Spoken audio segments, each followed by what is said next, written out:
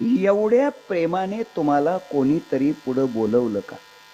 बोला ना. नाही बोलवलं. मी किती प्रेमानं पुढं बोलावलं. मग का पुढं बोलावलं? त्याची 2-3 उत्तरं सांगतो. छोटी छोटी उत्तर आहेत. पहिलं उत्तर आहे, मी तुम्हाला पुढं का बोलावलं याचं पहिलं उत्तर आहे, ही एवढीच एक जागा पुढं येऊन बसण्यासारखी जागा आहे.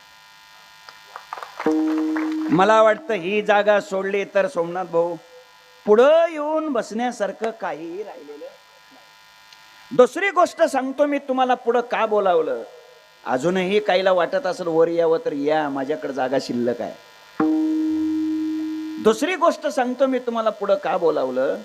विश्वाच्या पाठीवर वारकरी संप्रदाय हाच संप्रदाय असा आहे, तो मागच्या लोकांना पुढं घेणारा संप्रदाय आहे.